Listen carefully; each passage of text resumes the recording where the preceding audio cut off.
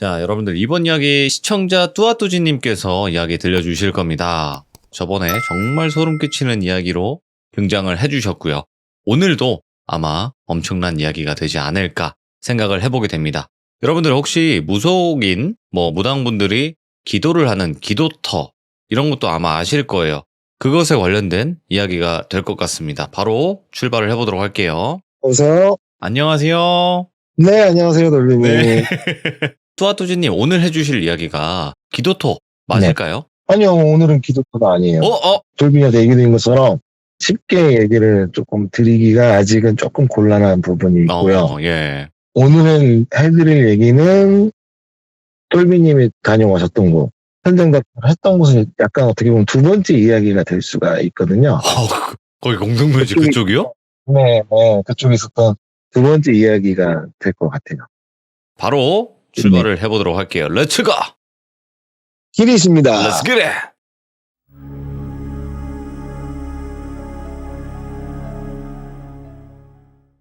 오늘은 제가 이제 저번에 해드렸던 얘기처럼 돌비님이 직접 왔던 곳에 이제 두 번째 이야기가 될 거예요. 네.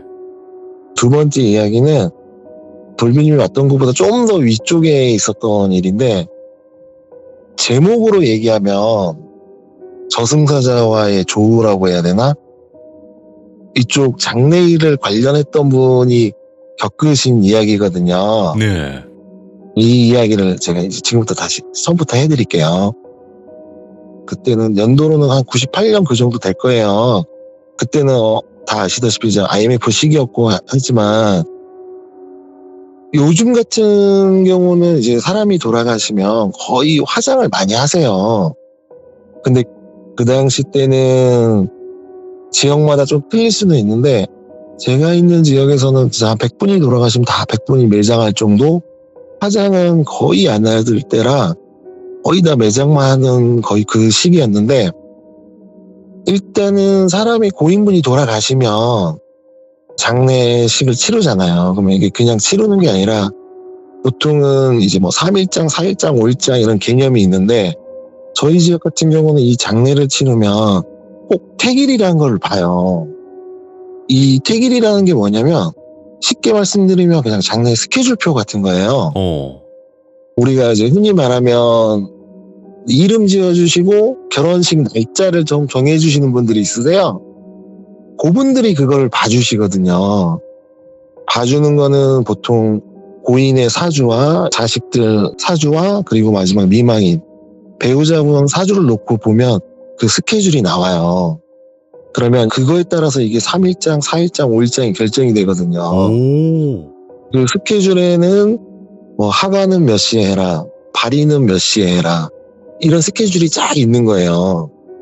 근데 그 중에서도 매장하시는 분들은 단체로 있는 공동묘지가 아니라 가족묘지나 이제 문중묘지가 있는 분들은 새벽 토신제라는 게 있어요.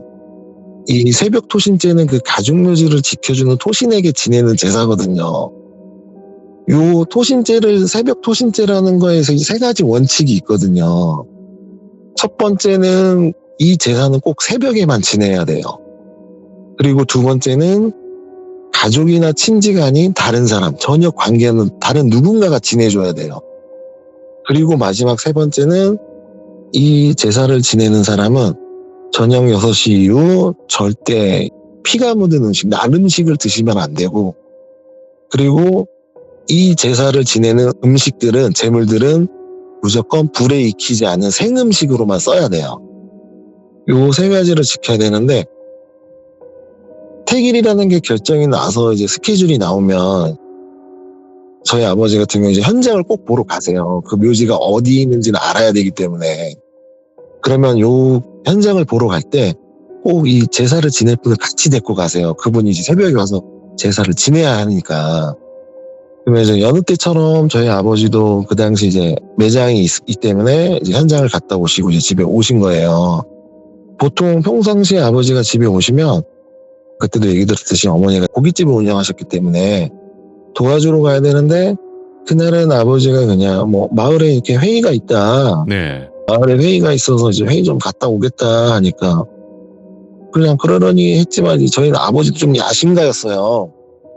젊었을 때는 이제 청년회장도 하고 하니까 차기 이제 마을 이장 자리를 좀 노리고 그런 걸 너무 열심히 참석을 했기 때문에 그래서 가지 않았나 이렇게 생각도 했는데 마을회의를 갔다 오고 나서 이제 집에 오셔가지고 오는데 이제 동네 분들 몇 분 같이 오시더라고요. 그래서 이제 동네 분들하고 같이 뭐 식사도 하시고 마을 회의했던 이런저런 내용들에 대해서 이야기도 하시고 또 이게 웃긴 게 이제 대한민국 남자들이 모이면 할 게 없잖아요. 그렇죠. 술 마시거나 뭐 여자 얘기하거나. 네. 근데 이제 좀 촌동네니까 가장 좋은 게 이제 동양화 감상을 하잖아요. 동양화 감상을 막 이제 하고 있는데 한 저녁 12시쯤에 이제 전화가 오는 거예요. 근데 이 전화가 오는 게 토신제를 지내시는 그분한테서 전화가 오는 거예요. 네. 아버지는 처음에 전화가 오길래 아니 이분이 왜 자꾸 전화가 오지? 이때까지 나랑 한 30년 가까이 일을 하면서도 전화가 한 번도 온 적이 없는데 그 새벽 시간대 전화가 온 적이 없는데 왜 전화가 오지? 혹시 설마 길을 잊었나? 생각을 해봐도 제가 말씀드린 것처럼 저희가 현장을 보러 가면 혹시라도 길을 잃을까봐 나뭇가지를 꺾어놓던가 리본을 좀 이렇게 표시를 해놓는다고 했잖아요. 맞아요. 그러기 때문에 절대 길을 까먹지는 않을 텐데 왜 전화가 왔지 해서 이제 전화를 받는데 보통 우리가 친한 분들이 저장된 분들이 오면 여보세요 하고 안 하거든요. 보통 저 같은 경우도 그냥 왜요? 아니 왜? 무슨 일? 이렇게 얘기를 하거든요. 그래서 아버지도 그냥 왜요? 하고 전화를 받았어요. 받았는데 전화기에서 아무 소리가 안 나더래요. 그래서 좀 이상하다 싶어서 그냥 여보세요? 했는데도 아무 소리 없다가 툭 그냥 끊기더래요.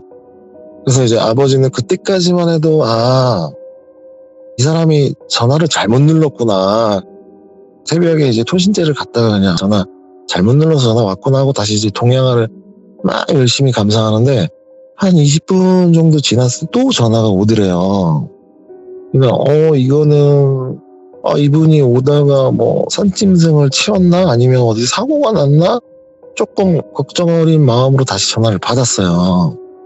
전화를 받았는데 이제 처음에 아버지가 여보세요 했는데 대답이 없더래요. 그래서 아버지가 이제 조금 이거 뭔가 심각해서 여보세요 하니까 이제 그분이 말소리가 들리는데 정말 떨리는 목소리로 이제 저희 아버지는 항상 똘비라고 얘기를 드릴 건데 정말 떨리는 목소리로 똘비야 이렇게 부르시더래요. 그리고 나서 또 한 번 똘비야 하더니 전화가 끊기더래요. 뭐야? 순간 이제 아버지는 이게 뭔 일이 났구나. 왜냐면 이분이 어디 간지는 알고 있고 그 간 곳은 공동묘지고 어쨌든 산이고 하니까 처음에 아버지는 이분이 제사를 마치고 오시다가 동물을 쳤나 아니면 이제 산길이니까 이제 조금 차가 전복이 됐나 그래서 사고가 나서 다치셨나 걱정을 해가지고 마을 분들은 그냥 다 집에 돌려보내시고 내일 내가 이제 아침에 또 산에 가야 되기 때문에 일을 가야 되니까 오늘은 여기까지만 하고 나중에 봅시다 하면서 이제 그분들을 다 돌려보내고 고민을 했대요. 아버지가 이걸 삼촌네 배우자분한테 전화를 해야 되나 집에 혹시 뭔 일이 생기면 너무 걱정하지 않을까 해서 어떻게 해야지 하는데 바로 또 전화가 오더래요. 그 삼촌한테. 그래서 아버지가 네 여보세요 하니까 이 삼촌이 똑같이 정말 떨리는 목소리로 똘비야 빨리 와 하고 끊어지더래요. 그러니까 아버지가 이제 그 순간은 이게 뭔가 문제가 생겼구나. 그래서 이제 제 방으로 오신 거예요. 여기서도 재미난 게 아버지는 이제 제가 안 자는 거를 인지하고 있는지 그냥 들어오자마자 야 일어나봐 이렇게 하시는 거예요. 그러니까 저도 그냥 귀찮고 일어나기도 싫고 하니까 왜 이렇게 대답을 했죠. 그런데도 이제 아버지는 그냥 아무 소리 없이 야 일어나봐 지금 빨리 갈 데 있으니까 대충 입고 빨리 나와봐 이러는 거예요. 그러니까 내가 이 시간에 어디가 내일 일 간다면서 이렇게 얘기를 했죠. 네. 야 빨리 지금 급하니까 빨리 갈 데 있으니까 빨리 나와 하고 아버지는 나가시는 거예요. 그러니까 저는 이제 뭔 상황인지 모르니까 투덜투덜 그냥 나갔죠. 나갔는데 아버지가 이제 보통 현장 다닐 때 타고 다니는 차가 있고 산에 일 갈 때 가는 차가 있어요. 보통 산에 일 갈 때는 이제 트럭을 타고 가시는데 그 차에 이제 시동을 거시는 거예요. 그래서 저 딴에는 그냥 이게 뭐 어디 간다면서 왜 포토를 타지? 그 생각만 하고 그냥 옆에 탔죠. 옆에 타고 가는데 이제 내가 궁금하니까 이 시간에 어디 가는데? 하고 이제 물어봤죠. 아버지는 대답은 안 하시고 자꾸 어딘가에 전화를 거세요. 예. 전화를 거시면서 안 받네. 그리고 또 조금 운전하시다가 또 전화를 거시고 또 이제 다시 안 받네. 계속 요것만 반복하시는 거예요. 그래서 저는 처음에는 속으로 그 생각을 했어요. 그냥 보통 우리가 산일을 가면 이제 뭐 잔디나 이런 걸 미리 실어놔야 되는데 아버지가 마을 레이드 하고 이제 동네 분들하고 동양화 감상하다가 까먹었구나, 잔디 씻는 걸. 그래서 이 새벽에 가는구나. 왜냐면 내일 아침에 현장 가서 이제 해야 되는데 미리 안 실어놓으면 이제 아침에 하면 좀 스케줄이 꼬일 수가 있으니까.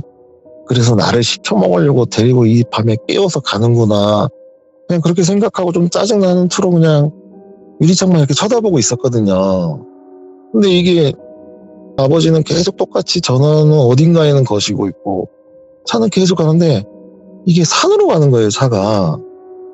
원래 잔디나 그런 걸 실으러 가려면 다른 쪽으로 가야 되는데 자꾸 차가 산으로 가니까 이게 왜 아버지가 일로 가지? 이상해서 이제 제가 아버지를 쳐다보면서 조금 짜증나는 투로 물어봤어요. 네. 아니 도대체 어디 가길래 일로 가냐고. 아버지가 어디 가니까 그냥 일단 있어 하면서 다시 또 전화는 계속 거시는 거예요. 그러면서 안 받네. 자꾸 그것만 반복하시는 거예요. 그래서 저는 이제 우리 아버지가 왜 이러지? 이 새벽에 왜 갑자기 나를 데리고 산으로 가지? 근데 이제 길이 계속 산으로 가다 보니까 어디 가는지 알겠더라고요. 그냥 이 길로 가면 갈 곳은 한 군데밖에 없어요. 제가 말씀드린 공중요지밖에 안 나오는 거예요. 여기는. 도대체 왜 이 밤에 여기를 가고, 저도 이제 순간 그 당시에 조금 썸뜩하니까 아버지를 다시 쳐다보면서 여기를 왜 오는데? 하고 물어봤죠. 그러니까 아버지가 이제 다 왔으니까 좀만 있어봐 하면서 다시 또 전화를 계속 거시는 거예요. 그래서 왠지 조금 불안하기도 했지만 그래도 그냥 제가 봤을 때는 그냥 내 아버지인 것 같아요. 그냥 좀 이렇게 뭐 내가 홀렸나 이런 느낌이 아니고 그냥 우리 아버지가 자꾸 왜 이 밤에 여기까지 오지? 해서 한참 갔는데 이제 아버지가 차를 딱 세웠는데 전방에 차 한 대가 보이는 거예요. 근데 그 차를 딱 보는 순간 누구 차인지를 알겠더라고요.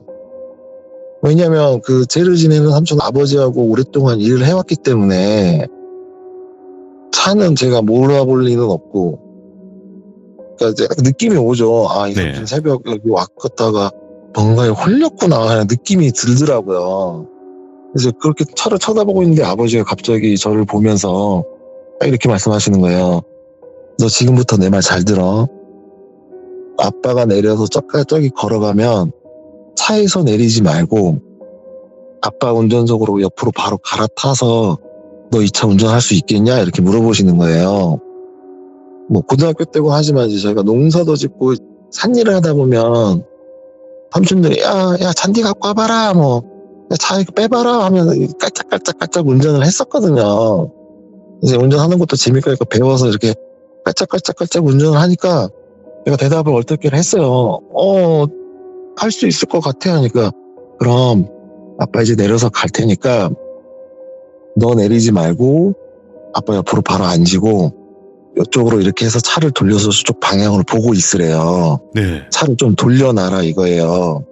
그래서 그냥 저는 얼떨결에 알았어 하고 대답만 하니까 아버지가 내려서 그쪽으로 걸어가시는 거예요.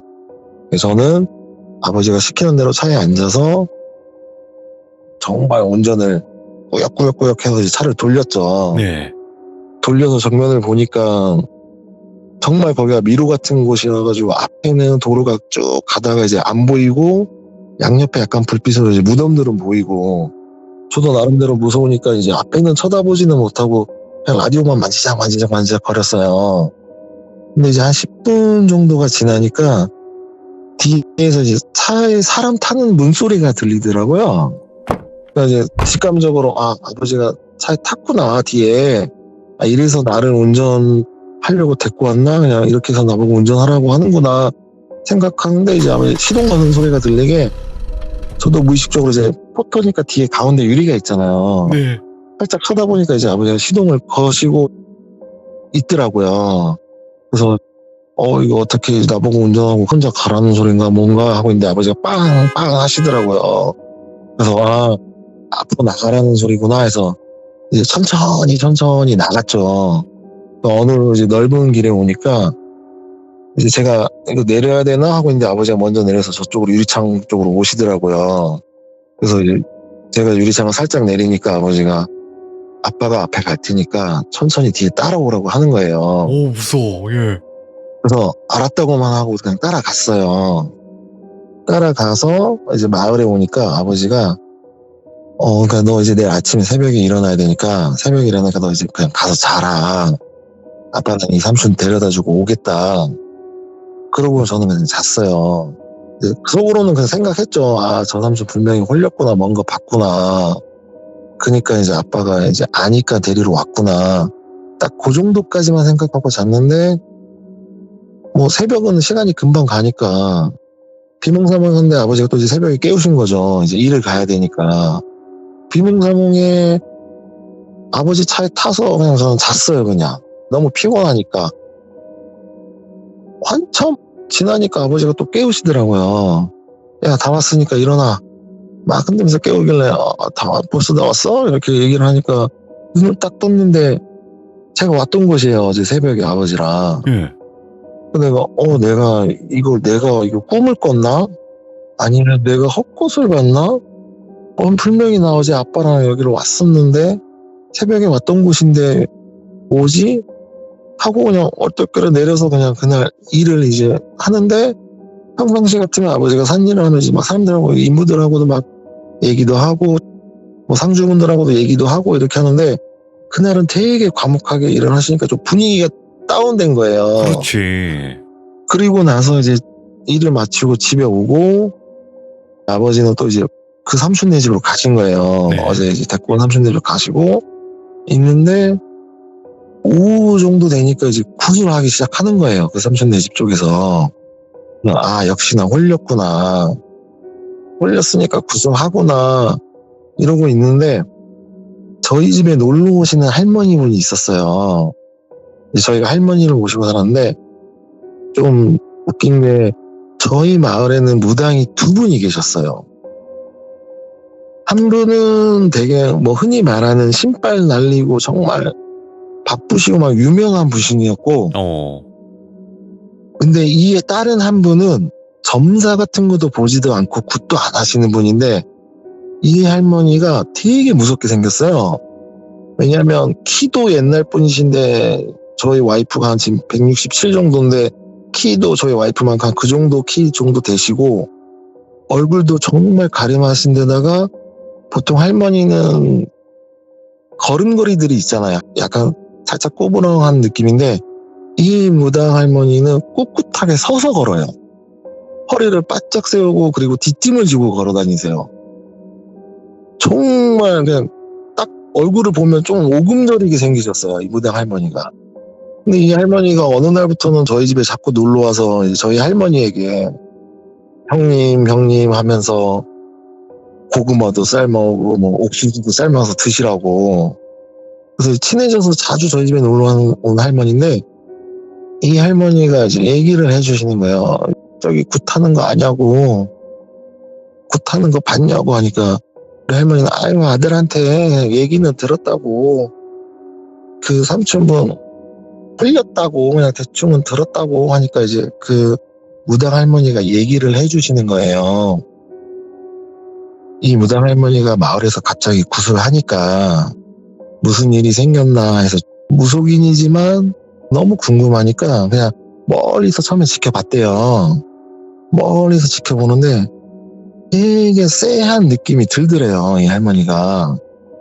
그래서 뭔데 왜 자꾸 쎄한 느낌이 들지? 그리고 굿하는 할머니는 자기도 알고 있지만 꽤 나름 잘한다는 무당인데 왜 내가 쎄한 느낌을 들지? 하면서 더 가까이 가셨대요. 더 가까이 가셨는데 그래도 너무 쎄한 느낌이 들어서 이상하다 하고 있는데, 그리고 굿을 이렇게 쳐다보고 있는데 굿이 하는 게 조금 자기가 봤을 때는 좀 개판이라고 해야 되나? 이게 너무 이상하게 하니까 왜 저딴 식으로 굿을 하지 하면서 자기가 조금 화가 나더래요. 네. 자기도 한때는 무당이어서 자기도 한때는 굿을 하고 했지만 저런 식으로 마을 사람한테 돈 받아서 굿을 하나 하면서 좀 화가 나더래요. 그래서 이 할머니가 굿이 끝나고 밤에 그 할머니를 찾아갔대요. 그 할머니를 찾아가니까 이 할머니가 신당에 앉아있다가 할머니가 오시니까 들어오시라고 해서 이 무당 할머니가 앉으자마자 바로 얘기를 하시더래요. 그냥 하는 게 첫마디가 느꼈죠? 이렇게 물어보더래요. 그러니까 아무 대답은 안 하고 그냥 고개만 끄덕끄덕 하니까 못 느꼈을 리가 없는데 익숙한 기운이지 않으셨어요? 이렇게 물어보더래요. 그래서 이제 이 무당 할머니가 이제 자기가 왜 굿을 그렇게 했는지에 대해서 얘기를 해주는데, 이게 이제 다시 저하고 저희 아버지가 이 삼촌을 데리러 간 날로 간 거예요. 그날 밤에 아버지가 이 삼촌을 데리고 차에 태우고, 뭔 일인지 아버지도 궁금하니까 이 삼촌을 한테 이제 얘기를 한 거야. 도대체 뭔 일이 있었냐고, 무슨 얘기를 그러냐고 이제 깨우니까 이 삼촌이 얘기를 해주시는데, 자기는 정상적으로 이제 밤에 11시 한 반쯤에 와서 제복을 입고 정상적으로 제를 드리려고 가죽묘지에 갔대요. 가서 제까지 완벽하게 지내고 가죽묘지를 나와서 차 있는 쪽 가려고 이제 호라시를 들고 딱 가려고 하는데 자기 차 앞에 시커먼 인형이 4명이 서 있더래요. 그래서 이게 뭐지 하면서 호라시를 비추고 있는 순간 다시 뭐지 하면서 쳐다보려고 하는데 자기 앞에 와서 딱 서 있더래요. 그래서 이게 어느 순간 자기 앞에 왔는지도 모를 정도로 와서 딱 서 있으면 깜짝 놀라가지고 약간 엉거주춤하면서 하면서 이제 벽 쪽으로 살짝 기대했대요. 근데 요게 저희도 이제 조금 그런 식으로 하면 놀라는 게, 저희도 이제 장례를 하면서 시신이 실제로 움직여요. 시신은 실제로 소리도 나요. 근데 이 삼촌이 너무 놀라서 오 하는데 그 시커먼 인형이 허리를 쭉 숙이면서 자기한테 얼굴을 내밀더래요. 이러면서 자기를 쳐다보면서 이놈은 아닌데 하면서 고개를 살랑살랑 흔들더래요. 그래서 이 삼촌이 뭔지를 알겠더래요. 그냥 이거는 저승사자구나. 그래서 너무 이제 겁나서 덜덜 떨고 있는데 그 저승사자 4명의 인형이 계속 고개를 흔들 주변을 두리번 거리면서 그 삼촌을 다시 쳐다보고 이놈은 아닌데 자꾸 이러시니까 이 삼촌이 너무 놀라니까 순간적으로 그 가죽묘로 다시 뛰어 들어갔대요. 요것도 약간의 우리도 장례식장에 미신처럼 하는 얘기가 있어요. 산이나 공동묘지에 갔을 때 내가 너무 무서우면 가죽묘지 나가면 이렇게 비석처럼 세워놓는 것들 있잖아요. 비석이 아니라 이제 조형물처럼 호랑이상이나 이 가죽묘지들은 거기 수호신 같은 개념이에요. 아니면 조상들 분들 중에 장군을 지냈던 분이나 관직에 있던 분, 그런 수호 형상으로 세워놓는 거거든요. 그래서 우리 장의사 같은 경우는 공동묘지 가서 너무 무서우면 그런 동상 있는 곳 가서 큰절 2번 하고 거기 있으라 그래요. 그러면 잡기들이 이제 접근을 못 한다는 속설 아닌 속설이 있어요. 그래서 이 삼촌도 자기가 이제 그렇게 제를 지냈고 하기 때문에 자기도 얼떨결에 가서 거기 엎드려서 절을 하고 벌벌 떨면서 아빠한테 전화를 건 거래요. 무서우니까 전화를 걸고 이제 밖을 쳐다보면 그 저승사자 인형 4명이 가죽묘지로는 들어오지는 못하고 주위에서 어슬렁어슬렁 하면서 저놈은 아닌데 자꾸 계속 그것만 반복하시더래요. 그 사이에 아버지가 가서 이제 그 삼촌을 데리고 온 거예요. 데리고 와서 아버지는 그 새벽에 무당 할머니를 찾아가서 누구 삼촌이 홀렸으니까 좀 봐달라. 이제 무당 할머니 분도 저희 아버지가 무슨 일을 하는 줄 아니까, 또 그분이 어떤 일을 하는 줄은 아니까, 아, 뭔가 잡기한테 홀렸구나 생각하시고 그 삼촌 집을 갔는데, 그 무당 할머니가 갔을 때도 정말 센 기운이 느껴지더래요. 그래서 이제 그 삼촌 집에 들어가서 방까지 들어갔는데, 무당 할머니가 보기에는 이거는 홀린 것도 아니고 신인 것도 아니더래요. 예. 그래서 이게 너무 자기도 궁금하고, 이 존재가 뭔지도, 왜 여기 잡기 같은 이런 강한 존재가 있지 생각하고 구슬하게 되는데, 일단은 이 무당 할머니가 얘기해 준 게, 지역마다 우리가 사투리가 다 틀리잖아요. 네. 그럼 저희 지역도 이제 무속인들이 다 틀려요.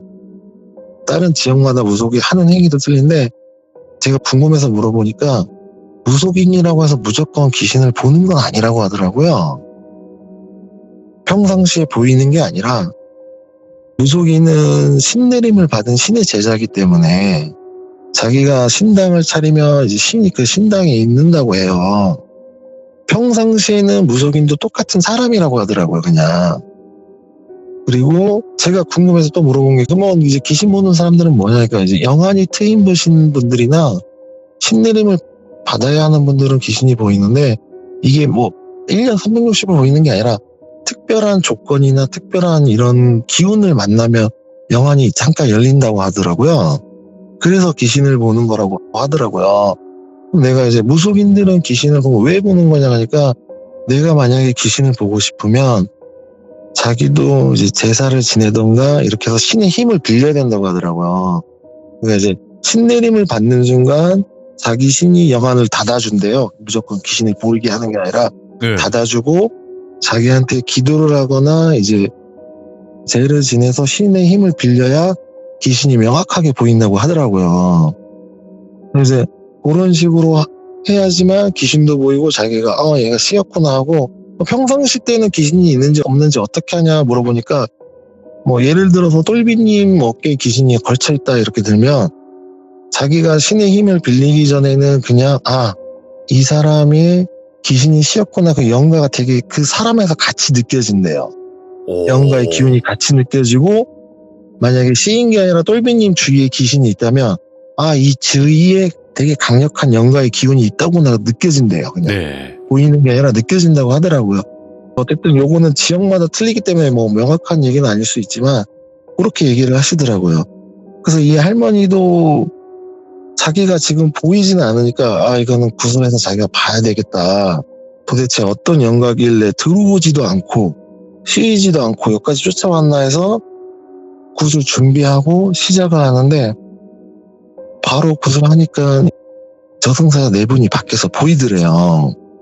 그 삼촌네 집 주변에 서가지고 가만히 쳐다보면서 계속 고개만 흔들고 있더래요. 그래서 굿하는 과정에서 이 할머니가 안 되겠다 싶어서 이 삼촌을 데리러 왔나 생각하고, 굿 과정에서도 좀 틀리지만 사자상이라는 걸 차린대요.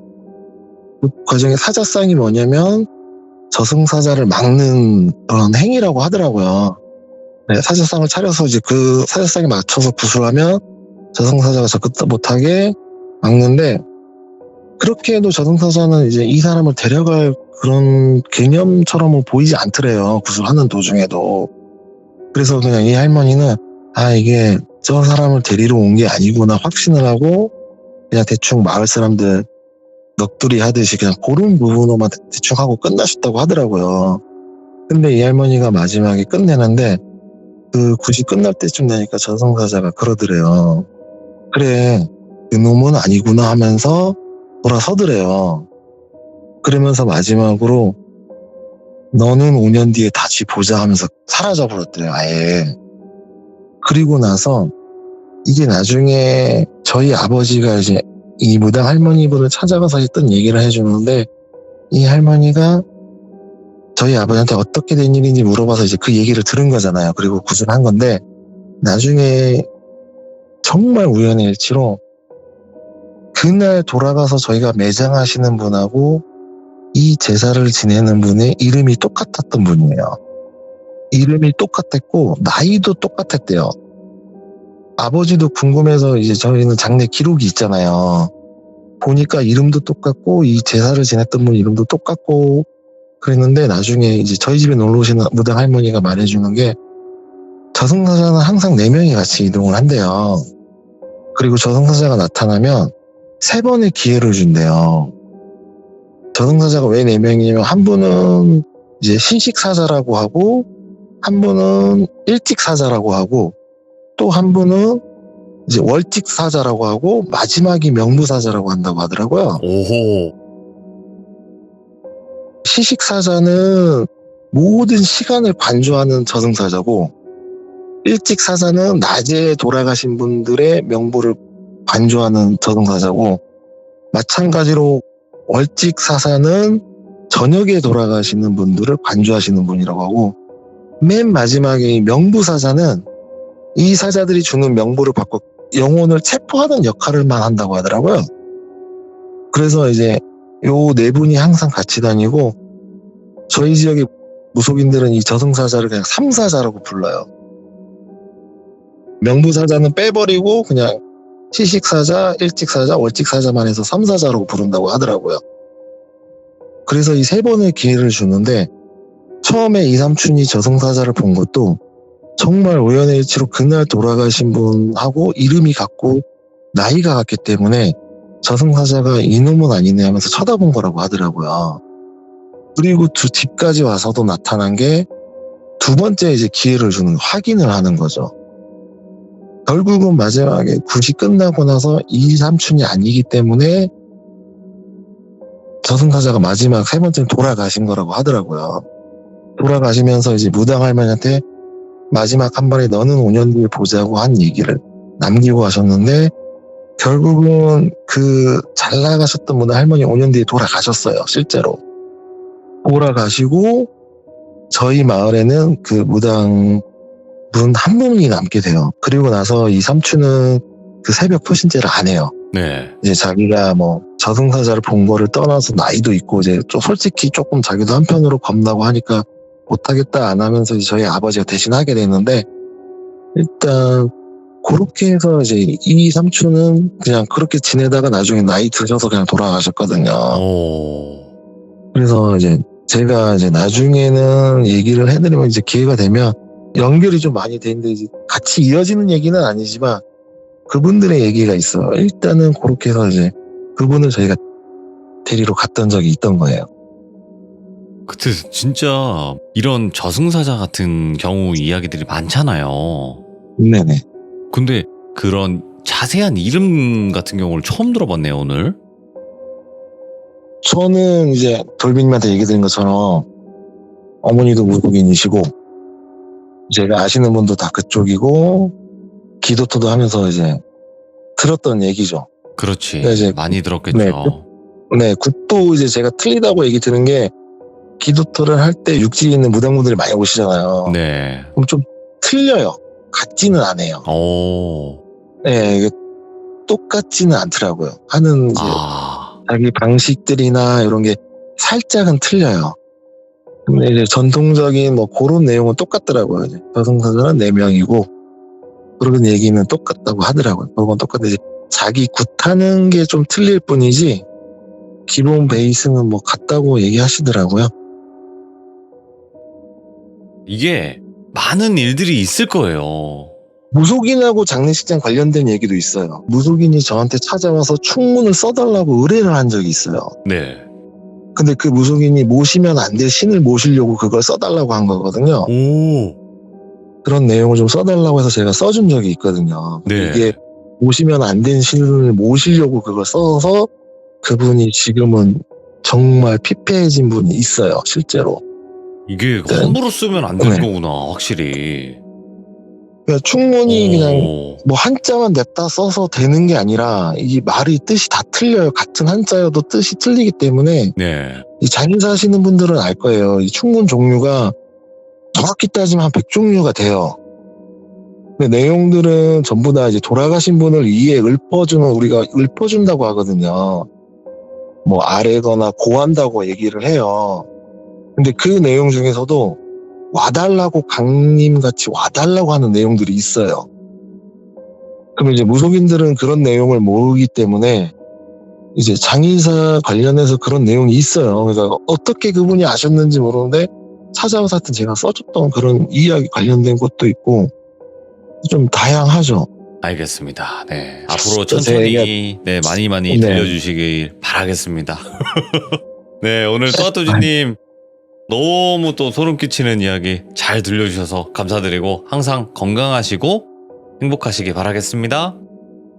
네, 감사합니다. 네, 고맙습니다. 네.